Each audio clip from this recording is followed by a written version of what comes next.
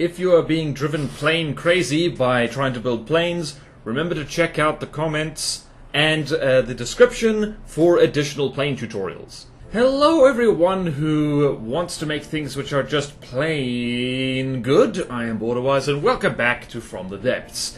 And welcome back to the second entry in the series of what makes a good craft. Mostly from a campaign perspective. If you have not seen the previous entry, What Makes a Good Ship, I highly recommend that because it's useful for, well, shipbuilding. Today we're talking about planes. What makes a good plane? And you might be looking at the duster and thinking like, hang on, why is this on screen first? Is this a good plane? The answer is, kind of. The basic idea is there, but yeah, this is an easy plane for good reason, and we're not going to be looking at it for much longer. First thing to do with planes is that there are a lot of advantages to using planes. And by the way, like, definitions of anything from the depths is a bit of a headache.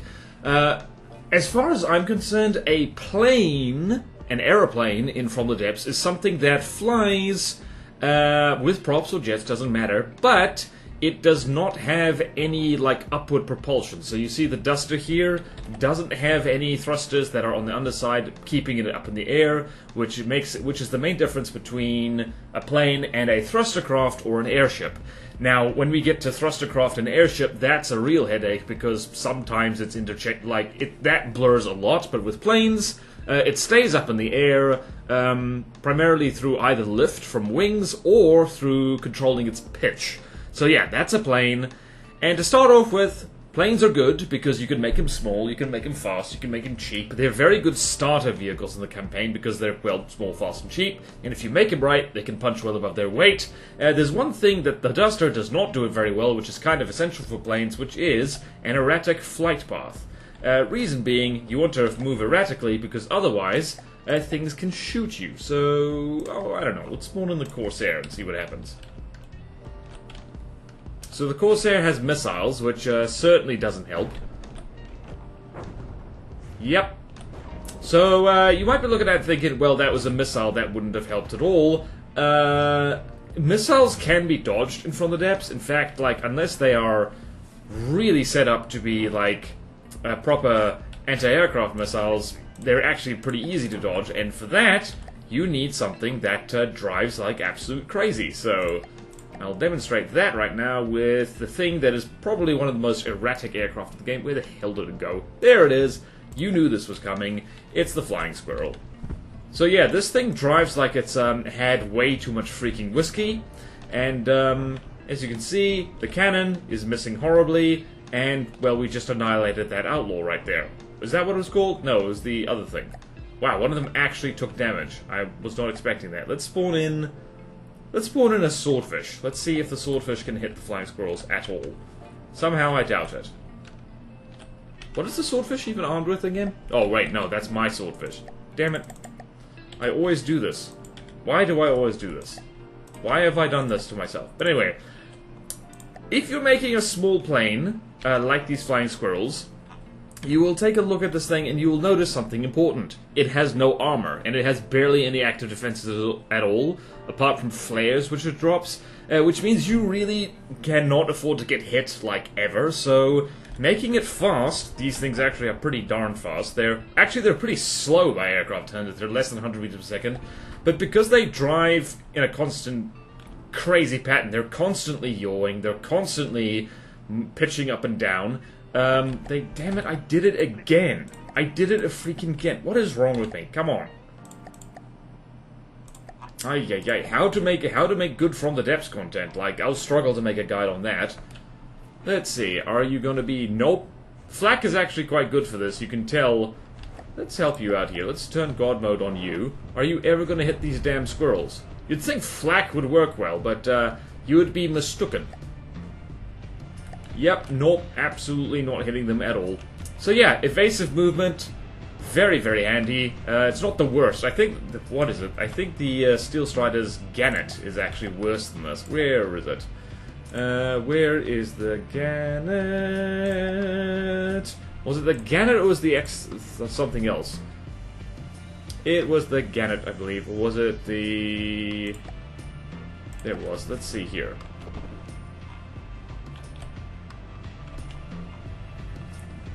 Not really. I think these things are pretty evasive, but not that much. But that breadboard control right there, I've done guides on breadboard-controlled thrust vectoring before. Very, very useful for planes. Very good indeed.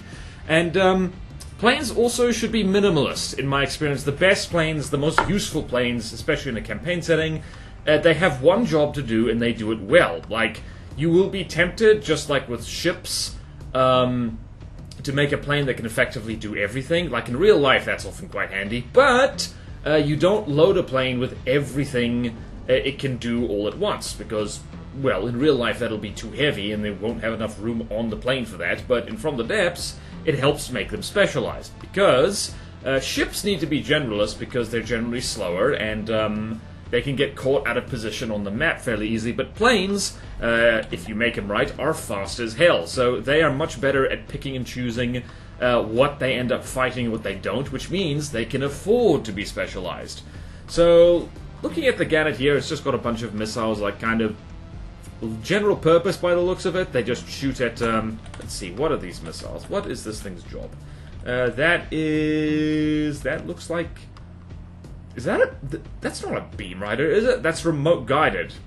It looks like... Hang on a minute. I didn't know the Gannet...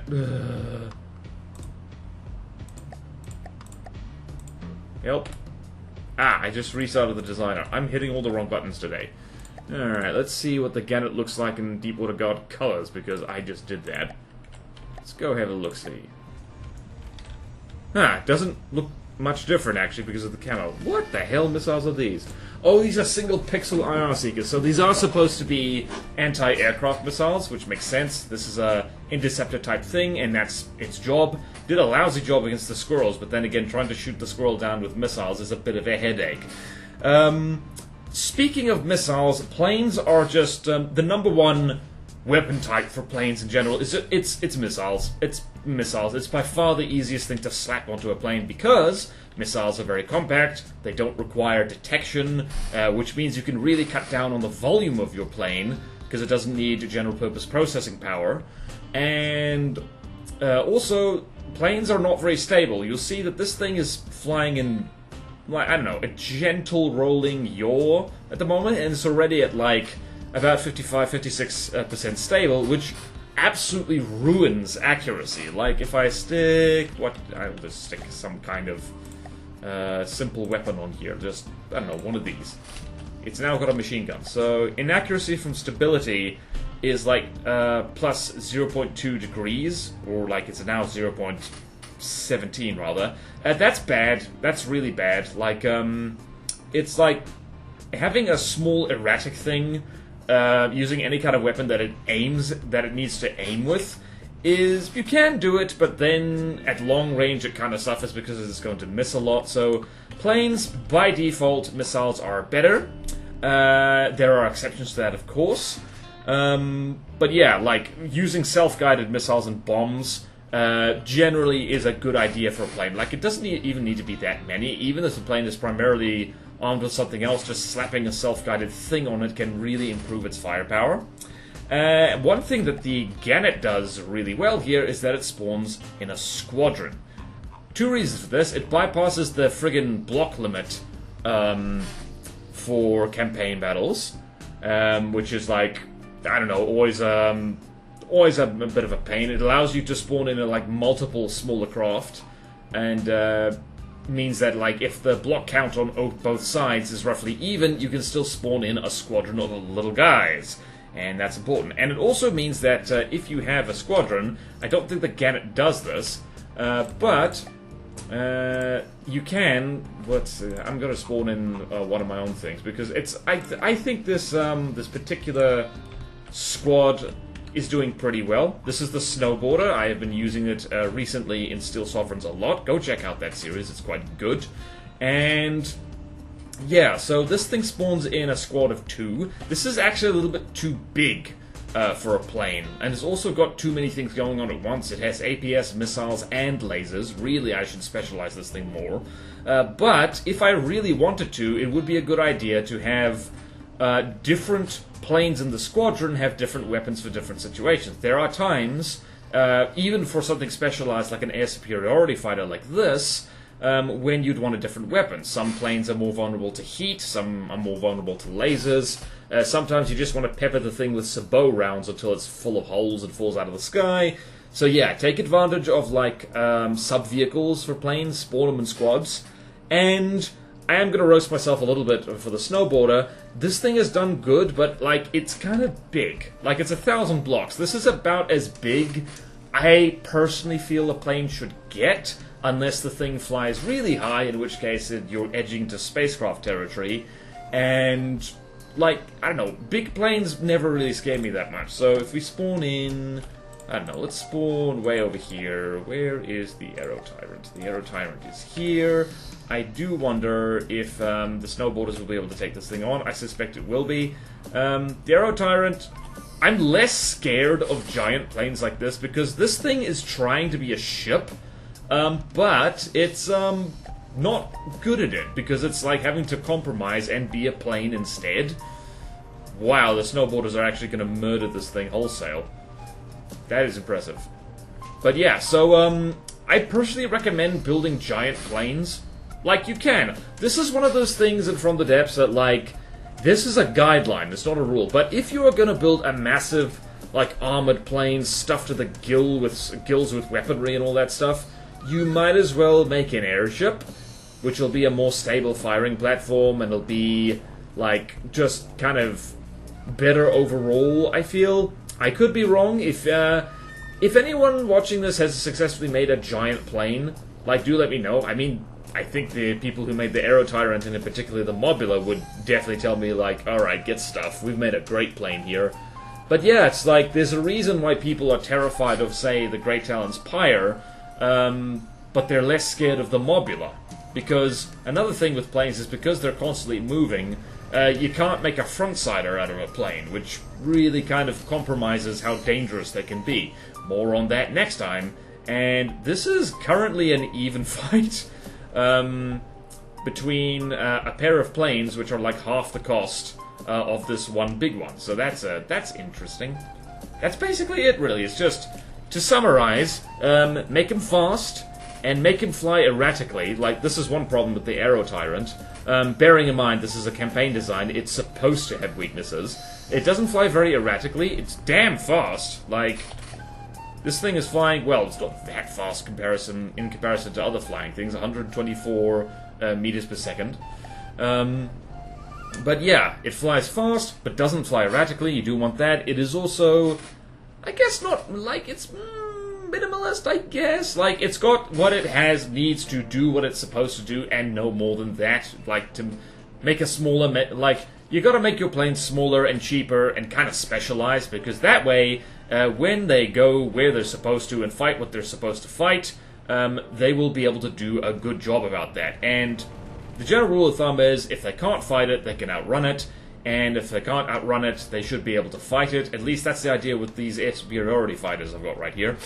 And yeah, it takes advantage of self-guided missiles and bombs. You'll notice that the snowboarders, that is an absolute hail of bullets right there. I forget, what the hell is this firing again? I think it's like a heat hash AP frag. Hold on, let's see here. Yep, that is AP frag. And I think this is a combination hash heat shell, which I should change because hash is bloody useless at this scale. Yes, that's a hash shell. I should change that. But yeah, so it's like, take advantage of self-guided things because I believe, like, look at the stability of the snowboarder. It drops to 0 because this thing drives like nuts.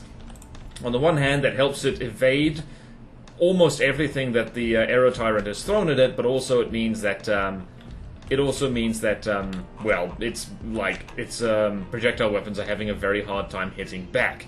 Also spawn in squadrons, because it allows your little guys to team up against bigger things. Very important for little planes. And don't make them too big. That's what the airships and the ships are kind of for. Again, your mileage may vary on that. Like, I'm not entirely sure of that myself. I've never made a giant plane I'm happy with. I've made plenty of smaller planes I'm happy with. So yeah. Happy planing. Whoop! I think I just teleported away from the Aero Tyrant as something exploded. What explode? Oh, the rear turret exploded. So anyway, that's fairly quick checklist for planes. Thank you all so much for watching. Please like, comment, and subscribe if you want to see more videos like this. Support me on Patreon or YouTube. Support me on Patreon or YouTube membership if you like. It really helps, and there's fun perks in it for you. Like, at the lowest tier, access to a Patreon-only Discord, where you can hang out with me and other cool people. We can talk about planes. And at the highest tier, I will literally build craft for you, or do art for you if From the Depths craft isn't what you want. And do check out my other channels and my Twitch. And yeah, hope to see you there. It's jolly good. I just realized this is not a fair fight because the Aero Tyrant is kind of more of a ground attack plane than a fighter, so yeah, this is actually an example of, like, planes, a specialized, like, you know, getting a specialized plane to do its job. Like, picking a good target for it. The snowballers do really badly against, like, things which are heavily armored, so they're not an airship killer. Anyway, happy plane building and plane flying and plane fighting, and I'll see you next time in From the Depths. Farewell.